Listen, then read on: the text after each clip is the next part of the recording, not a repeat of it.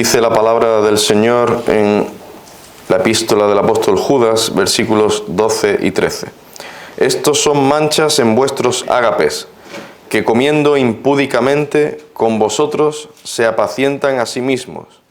Nubes sin agua, llevadas de acá para allá por los vientos. Árboles otoñales sin fruto, 2 veces muertos y desarraigados. Fieras ondas del mar, que espuman su propia vergüenza. Estrellas errantes, para las cuales está reservada eternamente la oscuridad de las tinieblas. Vamos a orar al Señor. Señor y Padre eterno, gracias te damos que podemos de nuevo abrir las Santas Escrituras, leerlas, escucharlas, meditar en ellas.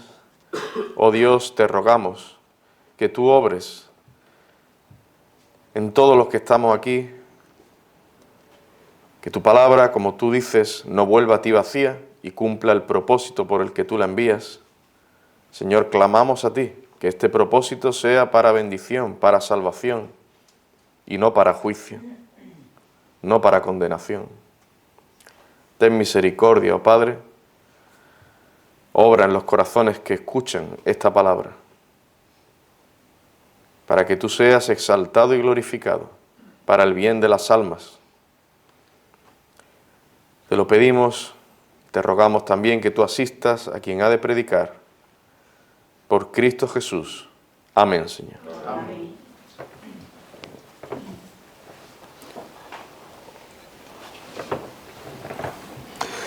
¿Sabéis lo que es la causalidad? No la casualidad, sino la causalidad. Según el diccionario español, esa palabra se refiere a la relación o vinculación entre una causa y su efecto o resultado de una cosa. Es decir, todo efecto debe tener una causa que lo produzca. Por ejemplo, si escucho un sonido, debe haber algo o alguien que lo haya provocado. Hay una causa y un efecto. Causalidad, no casualidad, no confundir. Causalidad. Bueno, aplicando esto a la serie que estamos considerando en la epístola de Judas, podemos decir que los falsos maestros son la causa de muchos malos efectos o consecuencias que se producen en medio de la Iglesia. En los 2 mensajes anteriores vimos, consideramos, primero, el engaño de los falsos maestros y después vimos que no todos los falsos maestros son iguales. En esta ocasión consideraremos los efectos causados por los falsos maestros. Los efectos causados por los falsos maestros, principalmente en la Iglesia, claro. Hasta aquí lo que hemos hecho básicamente ha sido identificar a esos hombres y aprender que debemos estar bien alertas ante sus falsas enseñanzas. Tenemos que estar atentos a las vidas de aquellos que se proclaman, que dicen ser maestros de la verdad, y si no se conducen en santidad, no están autorizados para ser nuestros maestros, aunque lo que prediquen sea conforme a la palabra de Dios. Su vida, su ejemplo es todo lo contrario a lo que predican, no pueden ser maestros.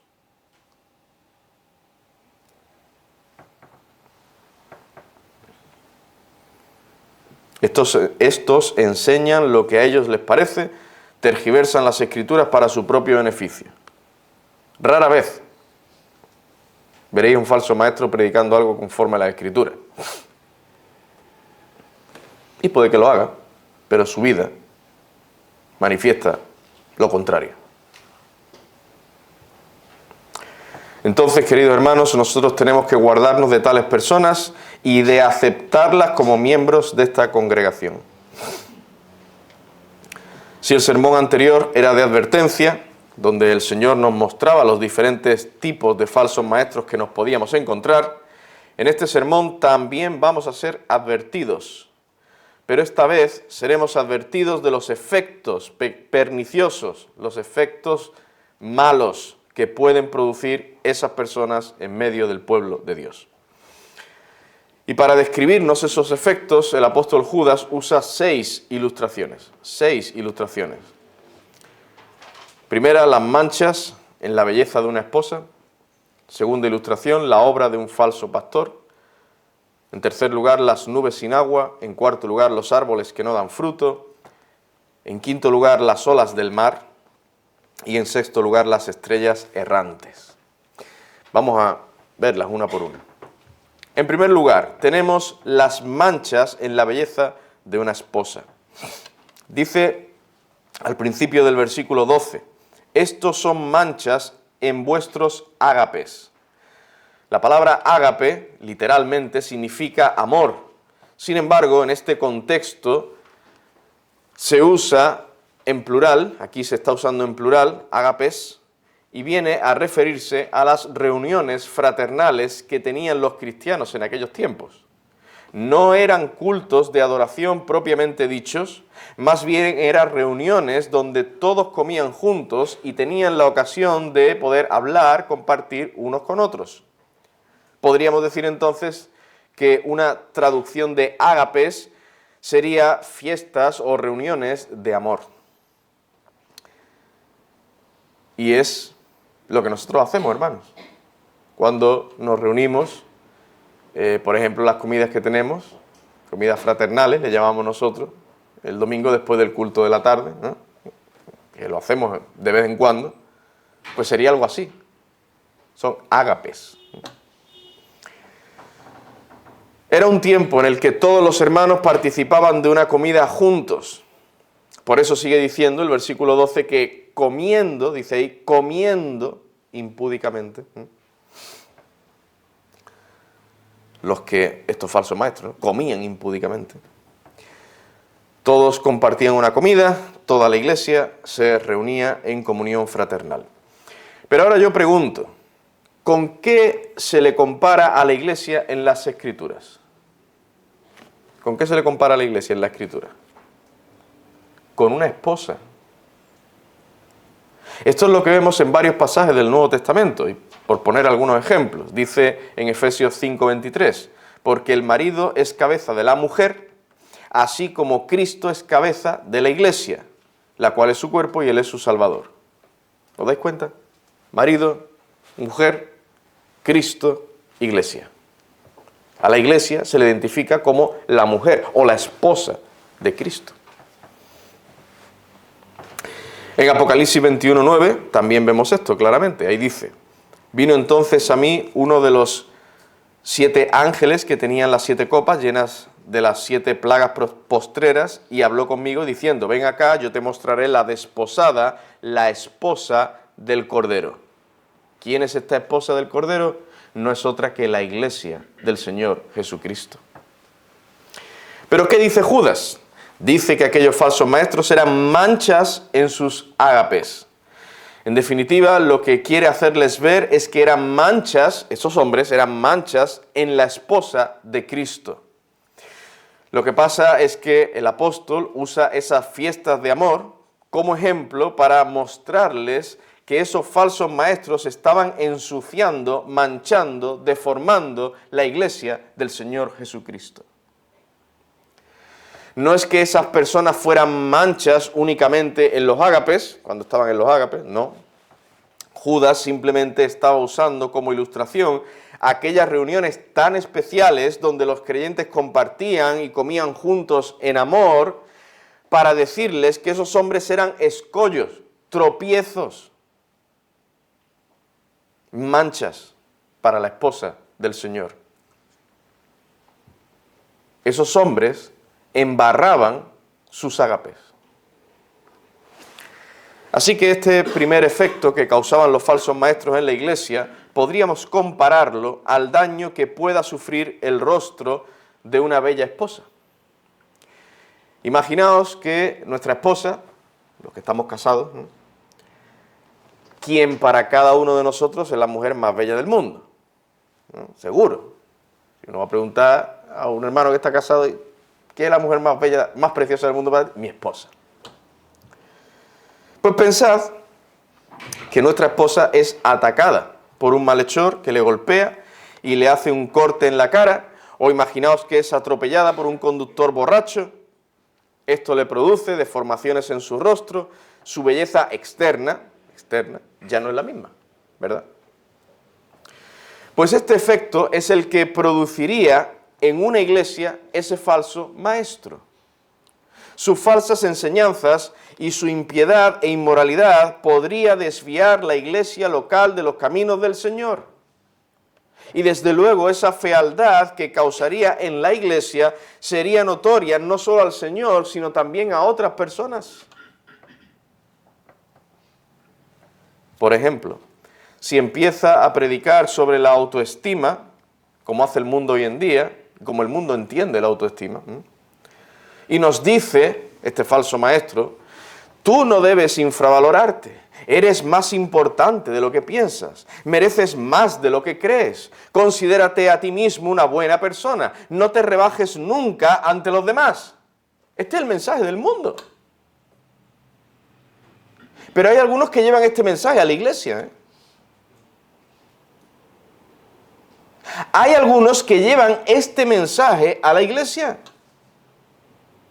y tratan de ayudar y de consolar a los que están en la iglesia de esta forma, con estas palabras, no con la Escritura, no con la Biblia, con la filosofía y la sabiduría del mundo. Así tratan de ayudar.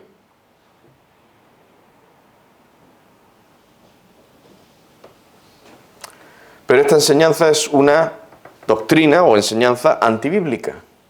¿Y qué ocurriría si le prestamos oído a tales falsos maestros? Pues que podría fomentarse, entre otras cosas, el orgullo, claro. Surgiría el odio en medio del pueblo de Dios, en vez del amor. Empezaríamos a estar descontentos con la posición en la que nos ha puesto el Señor en la iglesia y en la sociedad. Se percibiría en la iglesia una atmósfera de orgullo y falta de contentamiento, además de otros muchos pecados. Ay, pues yo no soy tratado como merezco.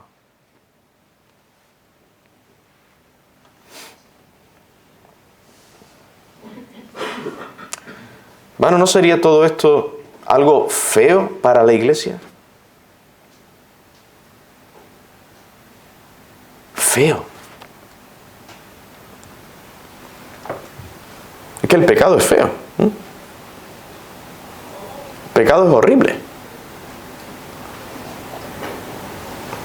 Es desagradable. ¿No serían esto unas manchas en el testimonio que daríamos a otras personas? Sí. Si no nos gustaría que se mancharan o deformaran los rostros de nuestras bellas esposas, ¿por qué vamos a permitir que le suceda esto a la esposa de Cristo, la cual somos nosotros, los hijos de Dios? Seguro que no queremos esto, seguro que no queremos esto. Pues entonces no admitamos a falsos maestros en medio de esta iglesia. Y esta es una responsabilidad de todos nosotros, hermanos. No solo del pastor, de todos y cada uno de nosotros. De no admitir a tales maestros. Si quieren propagar sus falsas enseñanzas y sus engaños, que lo hagan en otro sitio, pero no aquí. Nosotros no vamos a negar la entrada a nadie en esta iglesia. Quien quiera entrar, puede entrar libremente. Esas puertas están abiertas. No hay ningún cerrojo ahí, ¿no? No están abiertas. Cualquiera que quiera entrar, puede entrar. Pero, si viene alguien con el mismo espíritu y la misma disposición que tenían los falsos maestros en tiempo de Judas, tenemos que pedirles que se vayan y no vuelvan. A menos que estén arrepentidos, claro. Eso es el amor. Ese es el verdadero amor. Hacia esas personas, hacia la iglesia y para la gloria de Dios. Segunda ilustración. El segundo efecto que podría sufrir el pueblo de Dios es el descuido de sus almas. El descuido de las almas. ¿Por qué? Por la obra de un falso pastor. El descuido producto de la indiferencia y el egoísmo de aquellos que han alcanzado una posición de liderazgo sin merecerla. Si dejamos que ese falso maestro siga imponiendo sus ideas en la iglesia, si no le damos importancia e incluso lo ponemos como líder entre nosotros, seremos perjudicados de la misma manera que las ovejas apacentadas por un pastor malo. El buen pastor cuida de las ovejas con ternura, con amor, se entrega por ellas, las lleva a terrenos donde hay buenos pastos, cura a las que están heridas. El buen pastor incluso expone su vida, su tiempo, su fuerza, sus energías por las ovejas para protegerlas de los lobos. Sin embargo, como dice en Juan 10, 12 y 13, mas el asalariado, y que no es el pastor, de quien no son propias las ovejas, ve venir al lobo, y deja las ovejas y huye, y el lobo arrebata las ovejas y las dispersa. Así que el asalariado huye porque es asalariado y no le importan las ovejas.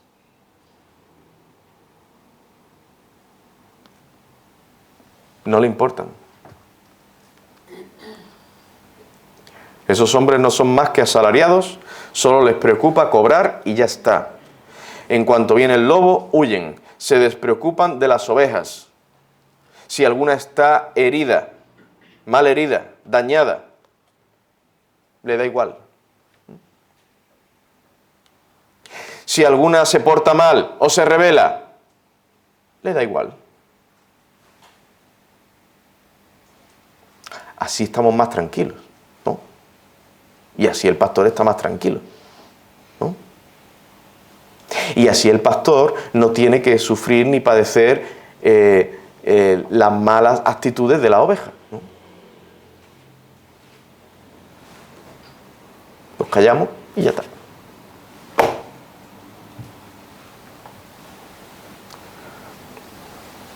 Los tales solo piensan en sí mismos, en obtener beneficios de las ovejas, pero evitan el trabajo duro que supone cuidar de las almas del pueblo de Dios.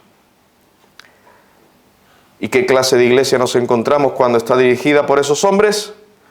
Pues nos encontramos personas que no tienen un conocimiento sólido de la palabra de Dios, personas sin convicciones firmes, presas fáciles para la filosofía de este mundo. Hay permisividad en muchas áreas, como por ejemplo lo referente al sexo, al día de reposo, a la crianza de los hijos, etcétera, etcétera. Y así se ven iglesias llenas, pero mira, llenas, ¿eh? Llenas, que no caben.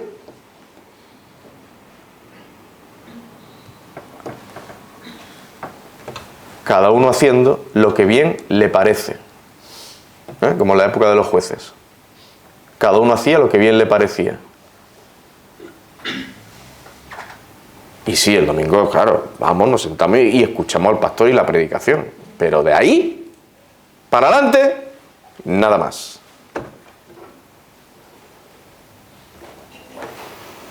Bueno.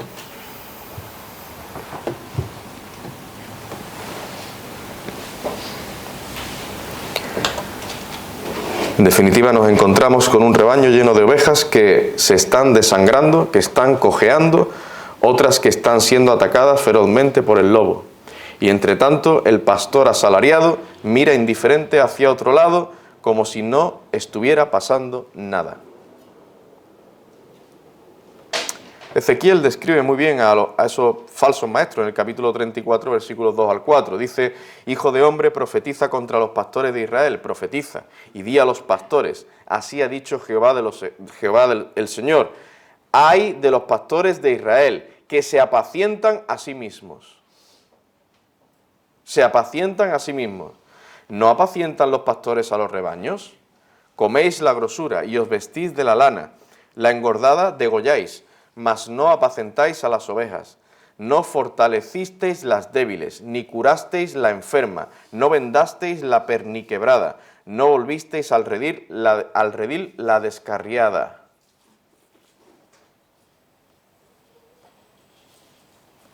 Ni buscasteis la perdida.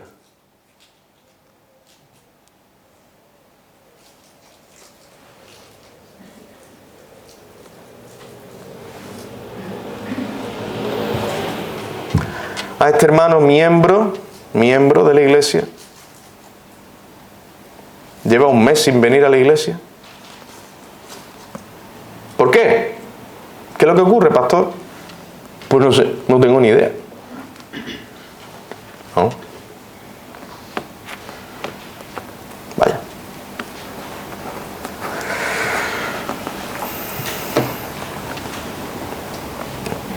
No volvisteis al redil la descarriada, ni buscasteis la perdida, sino que os habéis enseñoreado de ellas con dureza y con violencia. He aquí unos hombres en Israel que eran tenidos por pastores, por cuidadores del rebaño, sin embargo lo único que hacían era aprovecharse de las que consideraban sus ovejas, sin preocuparse en absoluto por el bien de sus almas. Hermanos, ¿os dais cuenta de la importancia de un liderazgo piadoso? Cuando en Israel había reyes buenos, que querían hacer la voluntad de Dios, esto influenciaba para bien en el pueblo. Los israelitas eran guiados por el camino recto, pero cuando se levantaba un rey impío, no solo pecaba él, sino que hacía pecar a todo el pueblo. Ese hombre pensaba solo en sí mismo, ni en Dios ni en el pueblo. Pues así sucedió también en tiempos del apóstol Judas, y así sucede tristemente aún en nuestros días. Es muy fácil decir yo soy un pastor. Lo difícil es ser un buen pastor. Y no hay pastores perfectos, claro, eso ya lo sabemos. Pero alguien que dice ser pastor y está totalmente despreocupado del pueblo de Dios, mala cosa.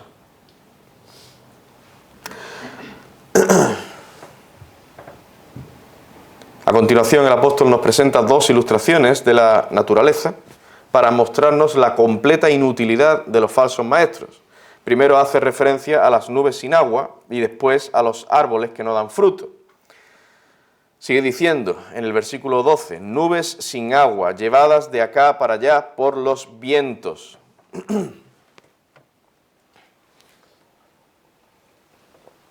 Para entender mejor a lo que se está refiriendo Judas con esta frase, es decir, para entender mejor la inutilidad de esa clase de nubes, es necesario que nos transportemos momentáneamente a la zona aquella del Medio Oriente, un lugar bastante seco, donde llueve poquísimo. Mentalmente, vamos a transportarnos allí. Pero sigan escuchándome, ¿eh? O sea, no transportarse y sin escuchar, sigan escuchándome. Vamos allí.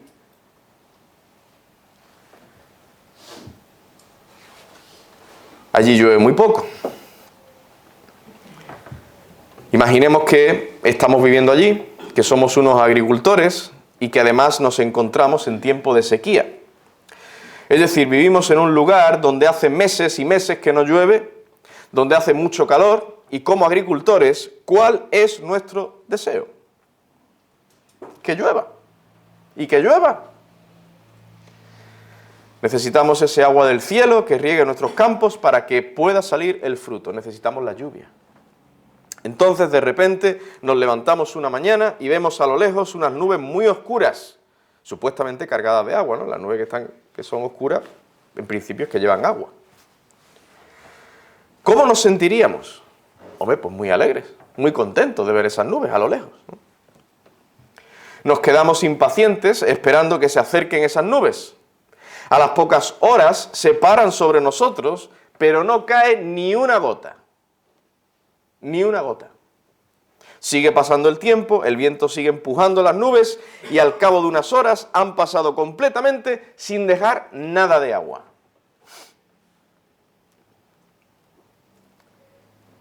¿Os podéis imaginar la frustración,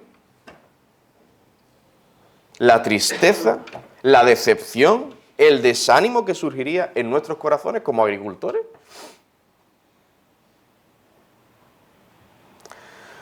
Pues así son los falsos maestros, nubes sin agua. Prometen mucho, suelen tener mucha palabrería, parece que tienen mucha agua, pero cuando se acercan no hay nada, están vacíos. Sus hechos, sus vidas reflejan que no tienen ese agua viva en su interior. Antes bien son llevados por cualquier viento de doctrina, Unas veces los vemos en una iglesia predicando una cosa y al cabo de un tiempo los vemos en otra iglesia predicando otras cosas. Son como nubes sin aguas movidas por vientos de doctrina, por cualquier viento de doctrina. Pero tenemos la segunda ilustración que usa Judas, tomada de la naturaleza, para mostrarnos la inutilidad de esos hombres, y los compara con árboles sin fruto. Sigue diciendo, árboles otoñales sin fruto, 2 veces muertos y desarraigados. Nuevamente os pido que volvamos a imaginar que somos unos agricultores.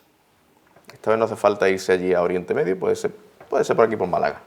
Agricultores. Supongamos que tenemos un campo con muchos árboles. Todos han sido regados y bien cuidados. Parece, a simple vista, que todos se encuentran en buen estado. Aparentemente, se ven fuertes. Llega entonces la época en la que ha de salir el fruto, aunque primero aparecen las flores. En la mayoría de ellos se ven las flores, pero hay unos pocos que solo tienen unas poquitas hojas. Sigue pasando el tiempo y donde había flores empieza a aparecer los frutos, los cuales poco a poco se van madurando. Pero resulta que aquellos pocos árboles que no tenían ni flores siguen sin tener nada. Cuando ya su fruto debería estar maduro, no se ve nada en sus ramas. Por el contrario, esos árboles empiezan a secarse. Nosotros esperábamos ver frutos en todos los árboles. Sin embargo, nos damos cuenta que hay unos pocos que en realidad estaban muertos, secos. Yo esto lo he visto en el campo de mi padre. Se ve muy claramente cuando un árbol está por dentro muerto. Se ve ahí, sí, el tronco, ¿no? Y las ramas y tal. Pero se nota. Lo ve, lo compara con otro árbol y se nota. Ese árbol le pasa algo. Está a punto de... Tienen una hojilla aquí y allá. Las ramas están ahí, sí, pero se ve seca, como con un color más seco, ¿no? Más blanco, tirado blanquecino.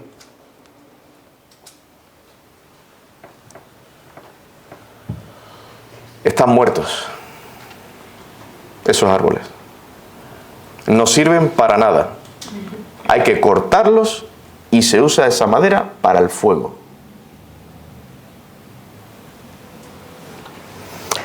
Nuestro Señor Jesucristo nos dice en Mateo capítulo 7 que debemos evaluar a los profetas o maestros según los frutos que produzcan. Y dice en el versículo 20, por sus frutos los conoceréis. De manera que si no producen buenos frutos deben ser considerados como falsos maestros.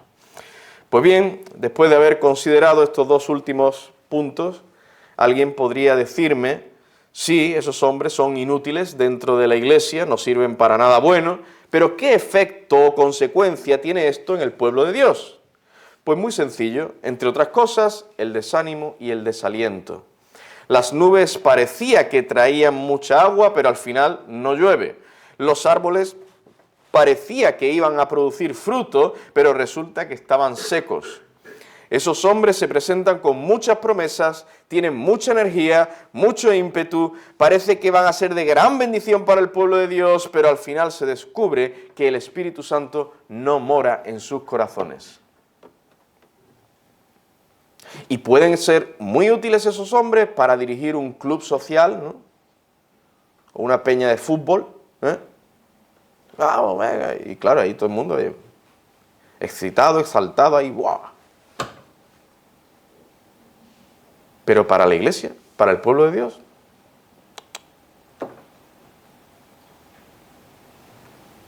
y esto trae desánimo y desaliento a los verdaderos creyentes, que aman al Señor, que aman al pueblo de Dios, que aman la santidad.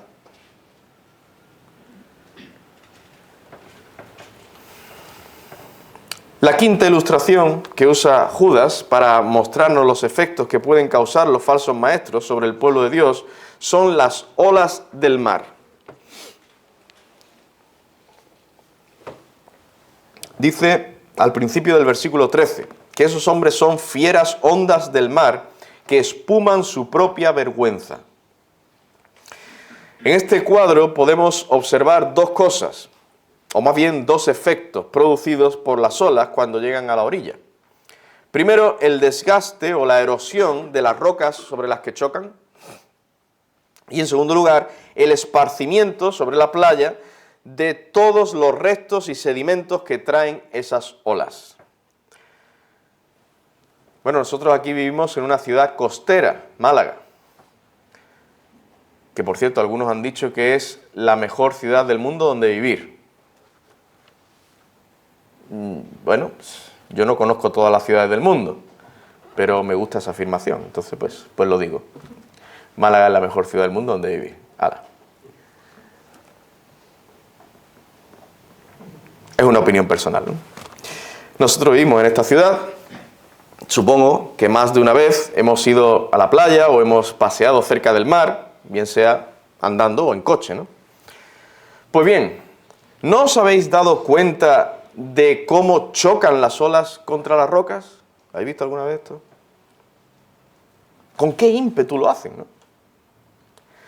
Esto se aprecia mejor, creo yo, en la costa este de Málaga, ¿no? Donde ahí es un poco más rocosa. Especialmente cuando hay mucho viento, se puede ver con qué violencia dan esas olas contra las rocas. Dan fuerte, ¿eh? Yo he visto esto y pienso, me imaginaba, ¿no? Digo, si yo me pongo ahí ahora mismo, donde está ahí en esa roca, ¡plum!, desaparezco. Con una fuerza impresionante. Pues pensad que esos golpes, esos choques son continuos. Cada segundo, no para. Las rocas se van erosionando, se van desgastando poco a poco, aunque no nos demos cuenta. Si nos paramos un día a ver eso, pues la roca está igual. Pero si uno va a ver esa roca a lo mejor dentro de 50 o 100 años, si pudiéramos, ¿no?, puede haber algo de desgaste. Del mismo modo ocurre con aquellos creyentes que sufren los continuos ataques de los falsos maestros, ya sea que estén dentro de la iglesia o fuera de ella. Estos cristianos se van desgastando, erosionando espiritualmente. Ya no viven con ese celo, con ese fervor de antes. Su amor por Dios y su palabra se enfría, su nivel de santidad decae. Empiezan a tomar la forma que esas fieras olas del mar imponen en sus caracteres, y esto no es de la noche a la mañana, sino que se produce poco a poco, casi imperceptiblemente. Y esos creyentes, esos cristianos, que se exponen a la enseñanza, a la influencia de esos falsos maestros, poco a poco se van erosionando. Y esos creyentes que antes veían tales pecados como algo horrible, terrible, muy malo, algo que no quiere el Señor, ya no empiezan a verlo tan mal. Ya no lo ven tan malo.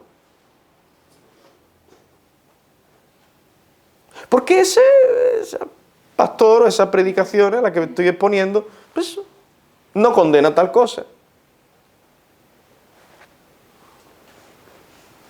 No le da importancia a determinados pecados. Y ese creyente, su mente, su corazón, se va amoldando a esas enseñanzas, falsas doctrinas, falsas enseñanzas que escucha. Y va notando el efecto de los envites, de esas olas. Continuamente escuchando. De ahí la importancia, hermanos, de exponerse a predicaciones sanas. De ahí la importancia de buscar iglesias donde se predique la palabra de Dios fielmente. Esto es muy importante.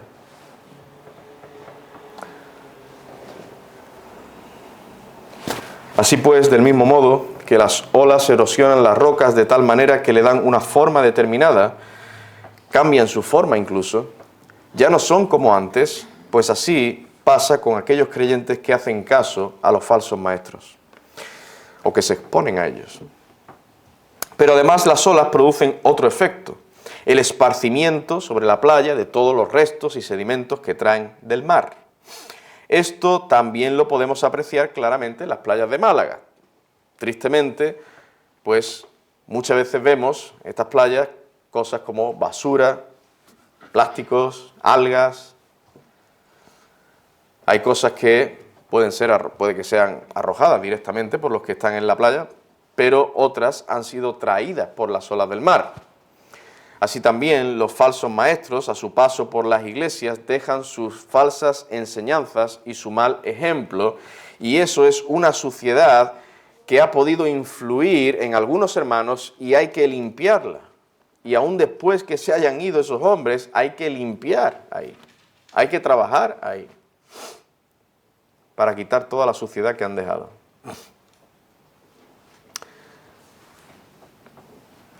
Bueno, este efecto es similar al que hemos considerado en el primer punto, ¿no?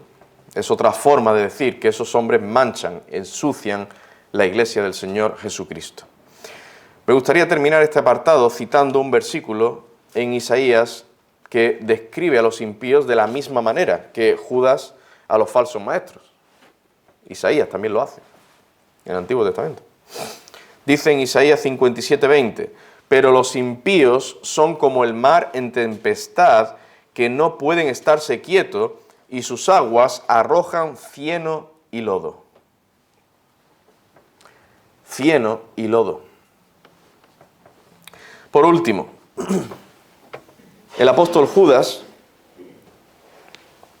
habla de estrellas errantes. Dice al final del versículo 13, estrellas errantes para las cuales está reservada eternamente la oscuridad de las tinieblas. Muy probablemente aquellos hombres se presentaban como estrellas que podrían alumbrar y guiar las mentes y los corazones en medio de la oscuridad. Ellos pretendían traer un conocimiento más verdadero, un conocimiento más correcto, más perfecto. Pensaban que eran estrellas. Los apóstoles, bueno, pues sí, como velas, ¿no? Velitas, ahí, alumbra un poquito, pero nosotros somos estrellas.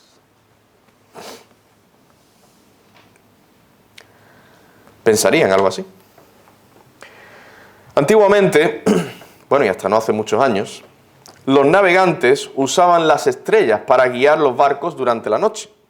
Hoy en día se usa el GPS, pero antes no existían esos aparatos y la mejor guía para navegar eran las estrellas. Los hombres podían fiarse de ellas porque eran puntos fijos en el cielo y aunque podían variar de posición, siempre lo hacían con un patrón fijo. ¿Qué ocurriría si pudiera ser así? Que no es así, ¿no? Pero ¿qué ocurriría si una estrella fuera errante? Si se moviera de un lado para otro sin un orden, sin un patrón fijo. Pues no deberíamos fijarnos de ella para guiar nuestro barco, ¿verdad? Una estrella que hoy está aquí y mañana está allí y el año que viene está en otro lado. ¿Para dónde vamos? Una vez está en el norte, otra en el sur, otra en el este. No deberíamos fijarnos en esa estrella para guiar nuestro barco.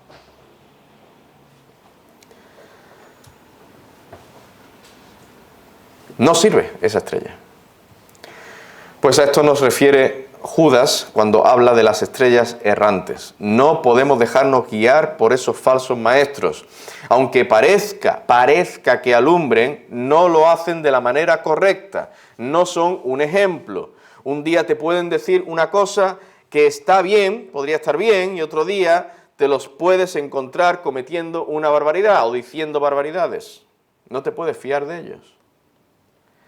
¿Y qué efecto tiene esto sobre nosotros, sobre el pueblo de Dios? Pues la inseguridad, la incertidumbre y la desconfianza. ¿Qué seguridad podemos tener de que vamos a hacer lo correcto si recibimos el consejo de un falso maestro? Sí, tenemos la palabra de Dios, pero el mismo Señor ha dado pastores y maestros a su iglesia para que nos ayuden a interpretar las Escrituras correctamente. Hay muchos asuntos, por ejemplo, en lo referente a la toma de decisiones, que la Biblia no tiene un mandamiento explícito. Y entonces necesitamos a un maestro, a un pastor que, según los principios generales de la palabra, nos aconseje el mejor camino a seguir. La palabra de Dios, claro, pero hay veces que no vemos claramente o no encuentro en la Escritura guía para este asunto. Necesitamos al siervo de Dios, que nos guíe conforme a la palabra, claro. Pero ¿qué ocurre si nos damos cuenta que hemos puesto sobre nosotros una estrella errante, sobre la iglesia? Una estrella errante. Pues que no podremos confiar en esa persona. Cuando nos aconseje algo, no sabremos si es lo que más glorifica al Señor. Así que si admitimos un falso maestro en medio de nosotros, entre otras muchas malas consecuencias, que ya hemos visto antes, tendremos la inseguridad, la desconfianza.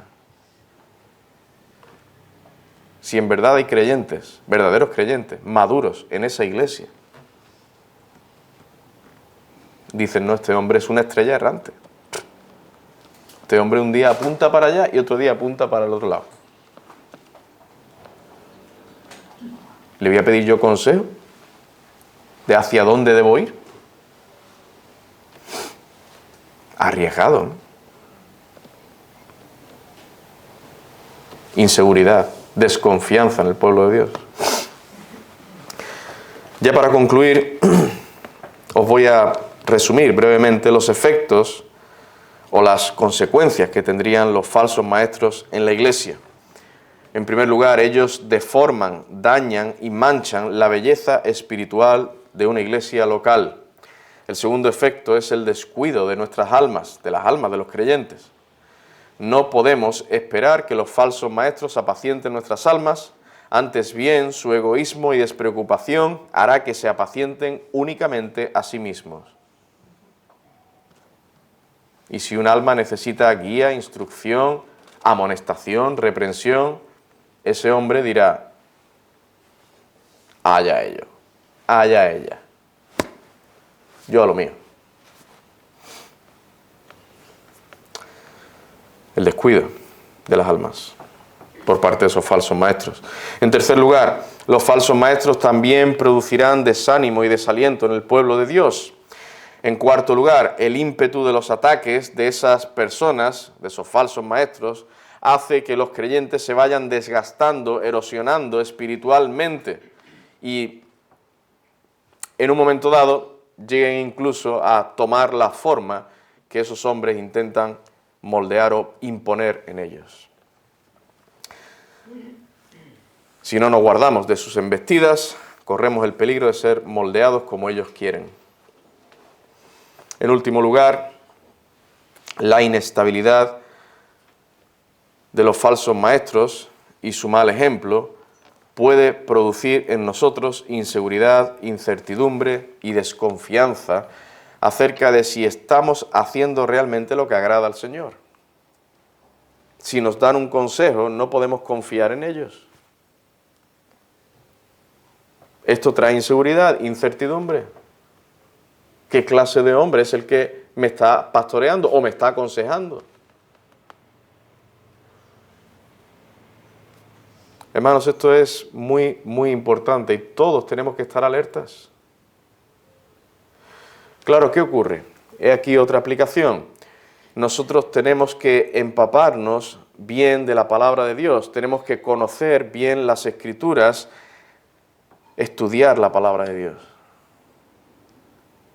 Conocer qué es lo que el Señor demanda de nosotros, cuál es la voluntad de Dios para poder detectar a esos falsos maestros. Si no tenemos el espíritu de los hermanos de Berea, seremos presa fácil. Presa fácil de estos falsos maestros. Termino ya con una pregunta y una respuesta. ¿Cuál es la forma más rápida y eficaz de destruir una iglesia local? Simplemente creer que la falsa enseñanza carece de importancia y que no tendrá ningún efecto sobre nosotros. Lo importante es que estemos juntos y nos queramos y seamos muy simpáticos y salgamos a comer juntos muchas veces, y nos llevemos bien. Eso es lo importante. Bueno, el que piense de esa manera está abriendo la puerta a los falsos maestros. Eso tiene su importancia, claro. Pero más importante y fundamental es que nosotros velemos porque aquí se predique toda la palabra de Dios. Se predique todo el consejo de Dios con fidelidad, conforme a las Escrituras. Y que veamos que esos que predican dan un ejemplo, no de perfección. Veremos pecados en los pastores, pero hay integridad. Hay en esos hombres un deseo de agradar al Señor. Vemos en esos hombres humildad. Hay en esos hombres arrepentimiento. Si pecan, se arrepienten. Hay integridad.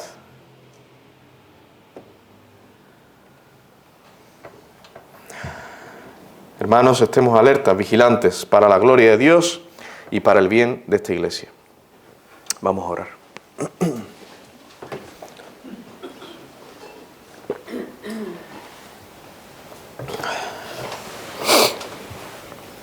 Padre amado, te queremos dar las gracias, Señor, por tu palabra preciosa. Guárdanos, oh Dios, aquí en esta iglesia, de falsos maestros, falsas enseñanzas, falsas doctrinas. Guárdanos, Señor, de la sutileza de este mundo.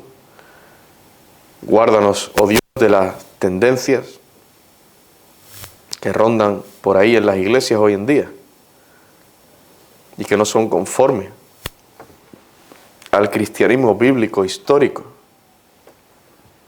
No son conformes a la sana doctrina, a las verdades que se revelan en tu palabra. Ten misericordia de nosotros, Señor.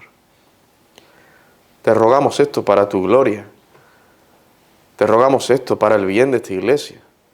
Te pedimos, oh Dios, esto para que tu nombre sea exaltado, engrandecido, para que podamos seguir proclamando tu palabra, para que podamos seguir siendo luz y sal en medio de este mundo.